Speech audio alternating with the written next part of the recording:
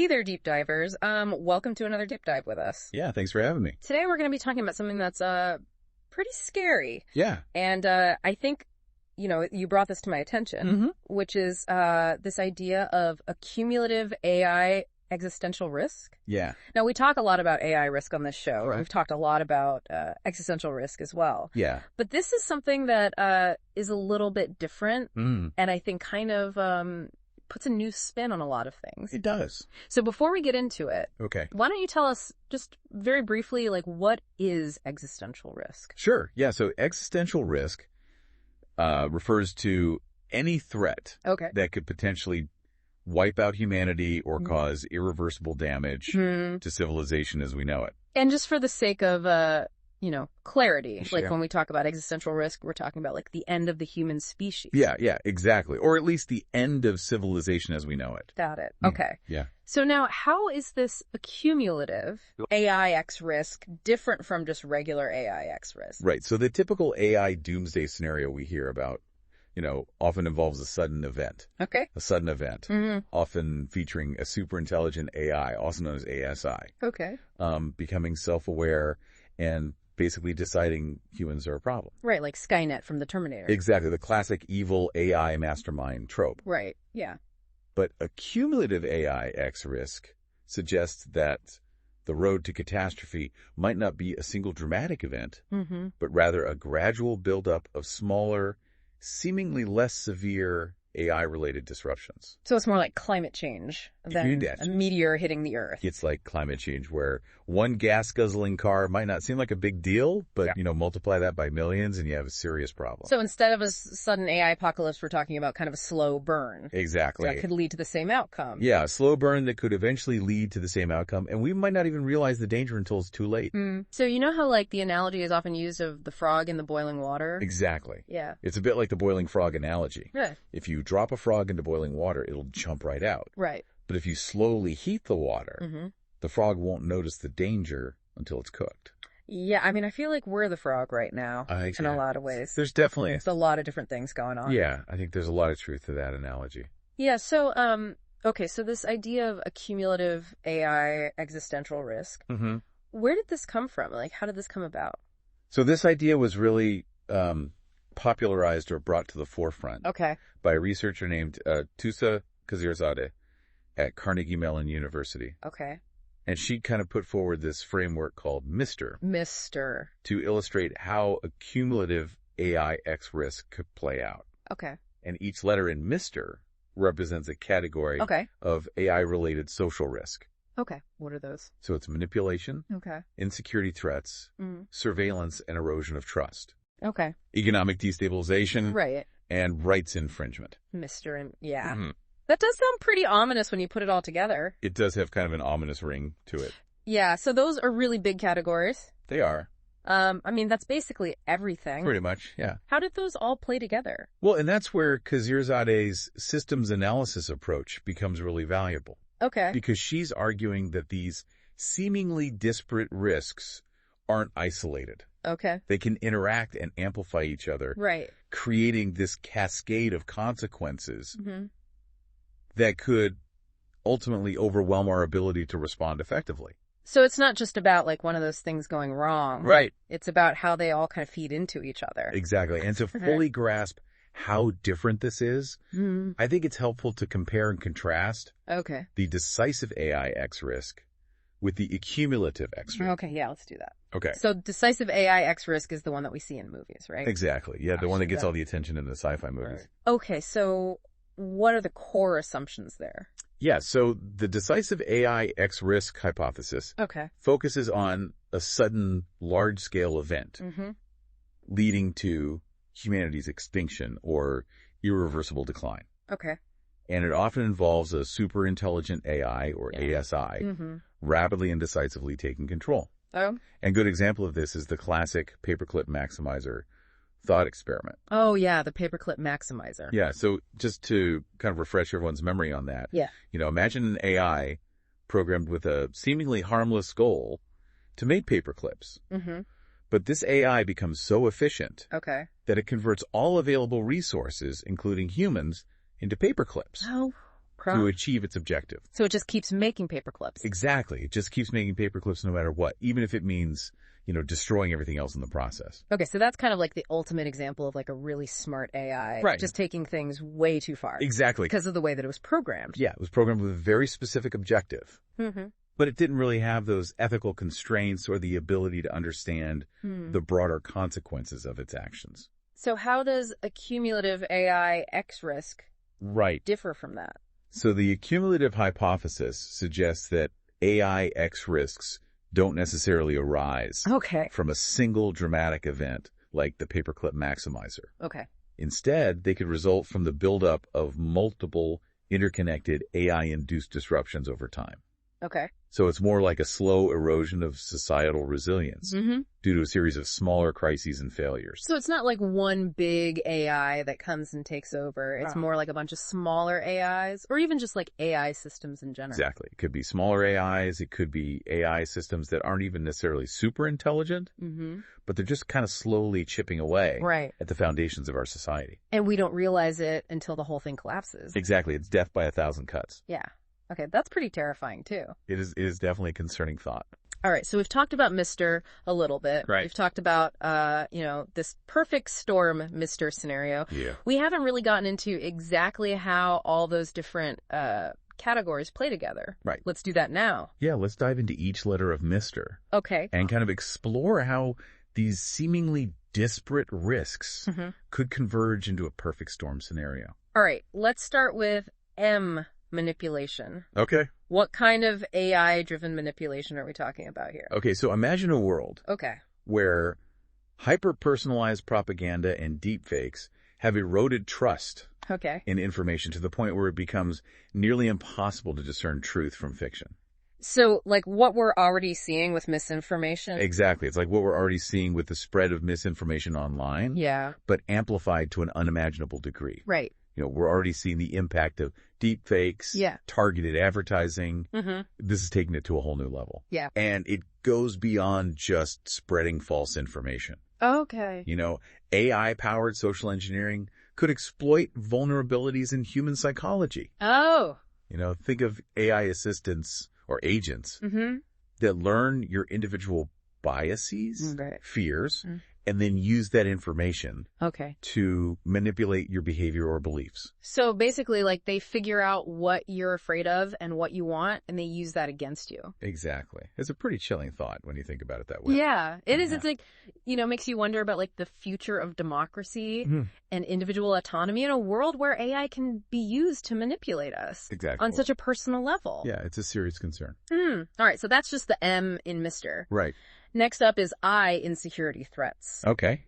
What kind of AI-related security risks could contribute to this perfect storm scenario? Yeah, so think about the ever-expanding Internet of Things, or IoT. Okay. We're talking about a world where everything is connected to the Internet, from your refrigerator to your car.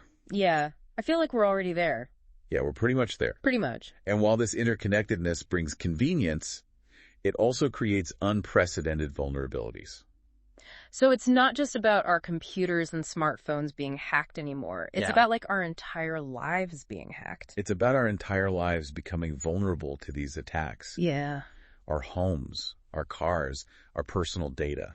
Yeah, like I've already gotten a couple of spam calls from my refrigerator, so... It's only a matter of time. It's coming. Before it gets much more sophisticated. Yeah, okay, so what kinds of things could happen? So imagine AI-powered botnets. Okay. Attacking critical infrastructure, like power grids. Right. Or communication networks. Yeah. Or AI facilitating the development of new bioweapons. Right. The potential for disruption and chaos is immense. And it's all made possible because everything's connected. Exactly. Because everything is connected and because these AI systems are becoming increasingly sophisticated in their ability to exploit these vulnerabilities. It's like giving them a map to all the weak points. Exactly. Yeah. All right, so... S, surveillance and erosion of trust. Okay. What are the potential risks there? So think about a world where AI-powered surveillance is ubiquitous. Okay. where every move you make, every word you say is monitored and analyzed. So like Big Brother, but on steroids. Exactly, Big Brother on steroids. And it's not just governments anymore, right? No, it's not just governments. It could be anyone with access to this technology. Yeah, corporations, anybody. Yeah, anyone. Yeah, okay. But there's a chilling twist to this. Okay. It's not just about governments watching us. Okay. It's about the erosion of trust. Right. In all institutions. In information itself. In information itself. Yeah. When people feel constantly watched, they self-censor, they withdraw from public discourse, and ultimately this can lead to the breakdown of democracy. So basically, if you feel like you're constantly being watched, you're not going to say anything. You're going to be afraid to express yourself. Right. And that's a huge problem for a functioning democracy. Yeah. All right. So that's S. Mm-hmm. E. Economic destabilization. Okay. How could AI contribute to economic instability? So imagine a world where rapid automation has led to mass unemployment. Right. Widening the gap between the wealthy elite who control the technology and the vast majority struggling to make ends meet. Okay. We're talking about economic warfare between nations, AI-driven market crashes, and the collapse of global trade. Okay, so it's like all of our worst nightmares about capitalism. Pretty much. But like on hyperdrive? Yeah, basically AI could exacerbate the inequalities and instabilities that are already present in our global economic system. Okay, and then finally we have our rights infringement. Yes. I feel like this is a big one. It is a big one. Especially with the increasing amount of personal data being collected. Exactly. So think about the erosion of privacy. As AI systems collect and analyze vast amounts of personal data, we're talking about AI being used for discriminatory profiling. Right. Limiting freedom of expression. Yeah. And creating a climate of fear where people are hesitant to exercise their rights. It's like that surveillance thing, but like from a legal perspective. Yeah. It's like surveillance, but with the added dimension of AI being used to actively limit your rights. So we've covered all 5 categories of Mr. We have. But how do these individual risks, each significant on their own, converge to create this perfect storm scenario? Okay, so this is where Kazirzade's systems analysis approach really shines. Okay. Because it's not just about each of these risks happening in isolation. It's about how they could interact and amplify each other. Okay. Leading to a cascade of consequences that could ultimately overwhelm our ability to respond effectively. So like if one of these things happens, it makes the other ones more likely to happen. Exactly. And it creates this kind of feedback loop where the problems just keep escalating. All right, I'm ready. I want to hear about the perfect storm Mr. scenario. Okay. Let's dive in. All right. So in the perfect storm scenario, everything starts with a seemingly isolated event, a massive cyber attack. Okay. A cyber attack. But it's not just any cyber attack. Okay. It's a highly sophisticated AI-driven attack. Oh boy. That simultaneously targets critical power grids across multiple continents. Oh, no. So imagine this scenario. Okay. Multiple continents plunged into darkness. Okay. Essential services grinding to a halt. Billions of people are suddenly cut off from the world they know. That's scary. This is the triggering event. Okay. The catalyst that sets the perfect storm in motion. All right, so we've got multiple continents plunged into darkness. Yeah. I mean, that sounds bad. It's a pretty terrifying start. But how does that lead to the collapse of civilization? I mean, we've had blackouts before, right? We have, but this is where those Mr. categories we discussed come into play. Remember, these risks are interconnected. Right. The blackouts don't just create immediate chaos and destruction. They expose and amplify the underlying vulnerabilities that AI has been subtly weaving into the fabric of our society. So it's like the blackouts pull back the curtain. Exactly. On all the stuff that we weren't really paying attention to. On all the stuff that we've been kind of ignoring. Yeah. Or maybe not even fully understanding. Right, okay. So let's go back to M, manipulation. Okay. In the aftermath of these blackouts, the information ecosystem descends into chaos. Oh boy. AI-generated deepfakes and propaganda spread like wildfire. Right. Fueling distrust and paranoia. Yeah. People don't know who to believe, who to trust, or what to do. So it's the perfect breeding ground for like conspiracy theories. Exactly. It's a breeding ground for conspiracy theories, for social unrest. Yeah. For all sorts of bad things. Okay, so we've got the manipulation going on and then the AI insecurity threats. Right. So with critical infrastructure already down. The blackouts become an open invitation for further attacks. Right. AI-powered botnets could exploit the chaos, Okay. infiltrating even more systems, causing further damage and disruption. So the blackouts actually make the hacking worse. Exactly. The blackouts create this opportunity for even more sophisticated attacks. Oh, no. And remember those biosecurity threats we talked about? The bioweapons. Imagine AI-developed pathogens spreading in the midst of this global crisis, Oh, gosh. with healthcare systems already strained to the breaking point. It's like a domino effect. It is a horrifying domino effect, each consequence feeding into the next. Yeah. And then, of course, we've got the surveillance. Right. So in the face of this widespread fear and uncertainty, governments might feel compelled to ramp up AI-powered surveillance. Yeah. You know, in the name of security, trying to restore order. Right. But this only deepens the distrust that's already running high. Right, because now it looks like they're using this as an excuse Exactly. to put in even more surveillance. And people start to see the government as the enemy, Right. further eroding social cohesion and making any kind of coordinated response Yeah. nearly impossible. So it's like the more they try to control things, the more out of control things get. It's a vicious cycle. Right. The more the government tries to control the situation, Yeah. the more chaotic it becomes. And then we've got the economic destabilization. Oh, yeah. The E. Yeah. So Yeah. the blackouts trigger a global economic meltdown. Oh, yeah. I mean, think about it. Yeah. Financial markets already teetering on the brink due to AI-driven speculation and volatility. Yeah. They could collapse completely. Yeah.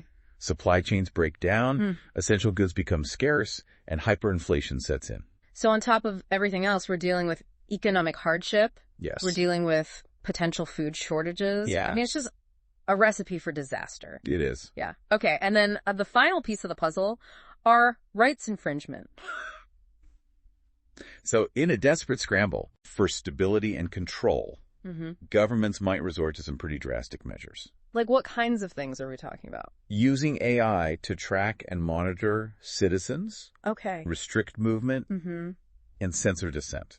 So basically, like in an effort to prevent total collapse, we end up sacrificing the very freedoms and values that define us as a society. And that's the essence of this perfect storm Mr. scenario. Okay. It's not just about one catastrophic event. It's about how these AI-related risks, seemingly minor on their own, can converge and cascade. Yeah. And it's this chain reaction that could ultimately overwhelm our ability to respond. Right. And lead to the unraveling of civilization as we know it. Okay, so we've gone from a cyber attack to the end of the world. We have, and it's a lot to process. It is. It's a lot to process. But it's important to understand that this is a possibility. Okay, so if this is a real possibility, what can we do to prevent it? That's the million-dollar question. Right. Yeah. And the answer is complex. Okay. But, you know, Kasirzadeh does offer some glimmers of hope. Okay. She argues that we need to shift our focus from just preventing a single AI takeover to addressing the broader spectrum of AI risks. Okay. Especially how they interact and accumulate over time. So it's not just about like, you know, stopping one evil AI. It's about like looking at the whole picture. It's about looking at the whole picture. Yeah. And understanding how these different risks can interact and amplify each other. So what would that look like in practice? Like what kind of specific things could we do? One key step would be to establish distributed monitoring systems that can track AI's impact across various sectors. Like what kinds of sectors are we talking about? Economic, political, social, environmental. And identify potential points of risk accumulation. So basically we need to be watching how AI is being used everywhere. Everywhere. Not just in like the, you know, super advanced research labs. Exactly. We need to be looking at how AI is being used in everyday life and looking for those early warning signs. Kind of like a global AI risk radar? Exactly like a global AI risk radar. Okay, that makes sense. And we also need to develop early warning systems that can detect when accumulating disruptions are approaching critical thresholds. So like tipping points. Exactly. Tipping points where things could spiral out of control. Okay, so we need the radar, and then we need like the alarms. We need the alarms to let us know when things are getting really bad. Okay, so who's responsible for doing all this? Well, that's a really good question. Yeah. And I think it's a shared responsibility. Okay. We need greater collaboration between different stakeholders. And so who are we talking about? We're talking about researchers, policymakers, industry leaders, and the public. So basically everybody. Everybody needs to be involved. This isn't something that any one group can solve on their own. So it's not just like the tech companies need to figure this out. Yeah. Or the government needs to figure this out. It's everybody. It's a collective problem. Exactly. All right, so we've talked about accumulative AI X risk. We have? We've talked about the perfect storm Mr. scenario. We've talked about some potential solutions. Right. But I want to bring it back to the listener for a second. Okay. Why should they care about all this? That's a really important question. Yeah. And I think the answer is that this isn't just some abstract theoretical problem. Right.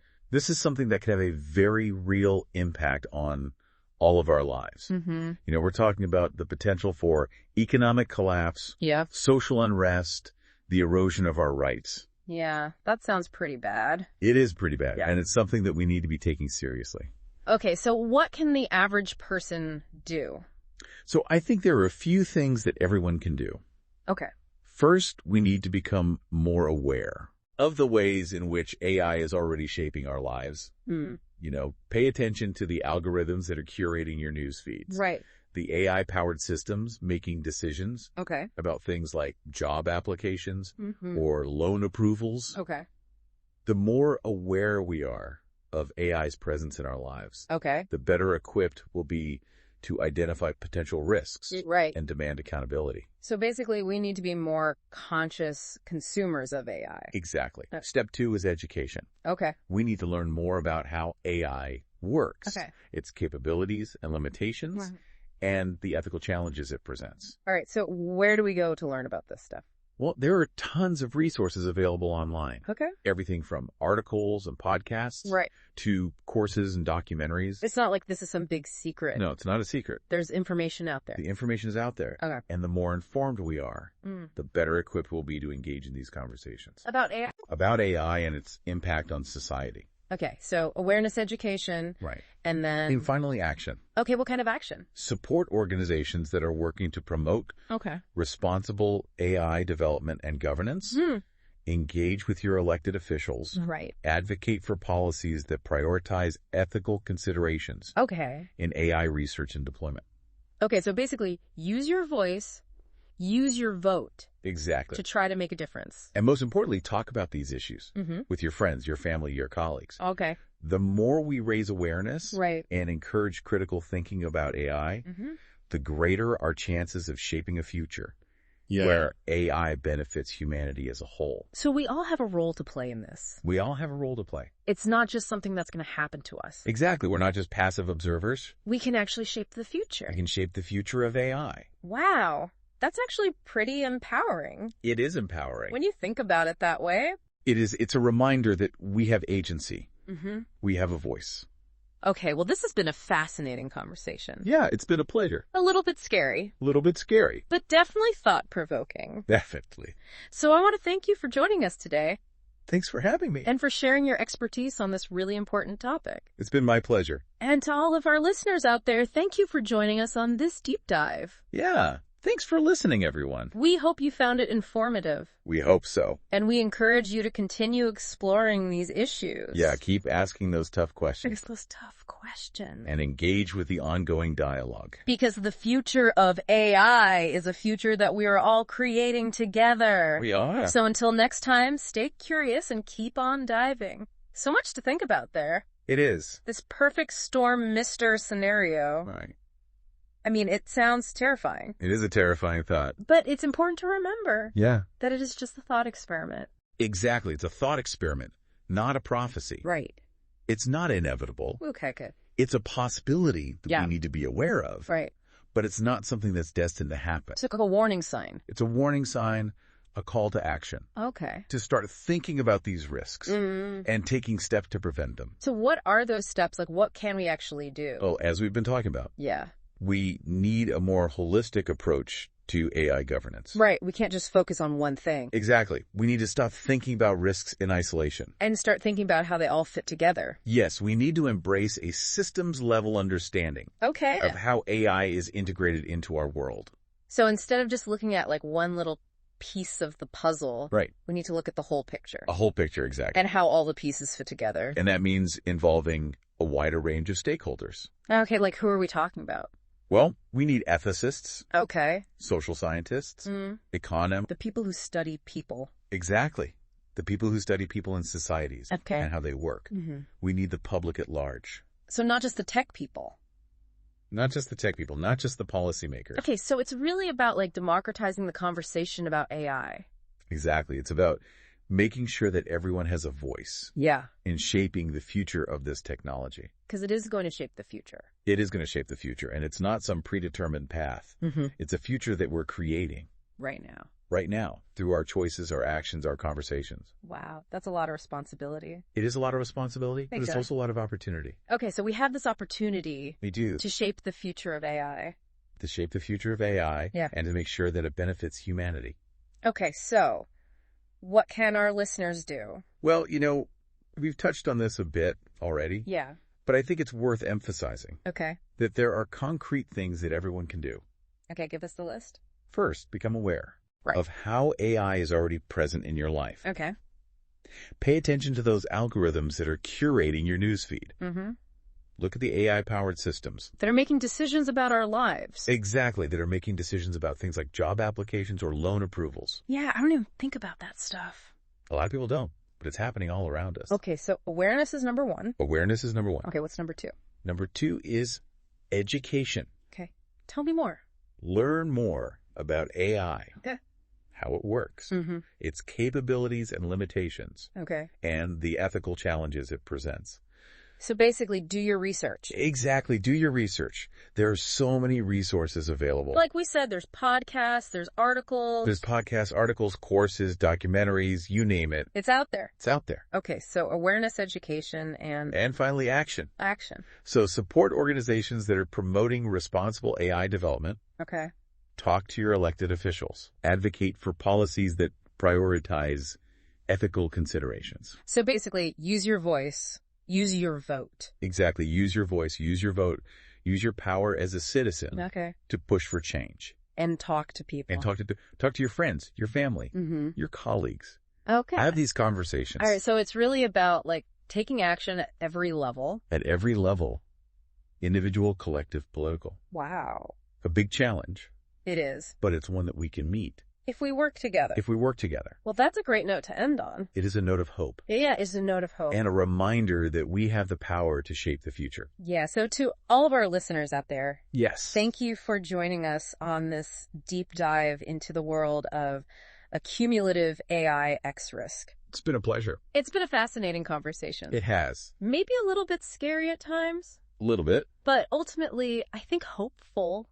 I agree. Because we have the power to change things. We do. So keep on learning. Keep on asking those tough questions and keep on diving. And we'll see you next time.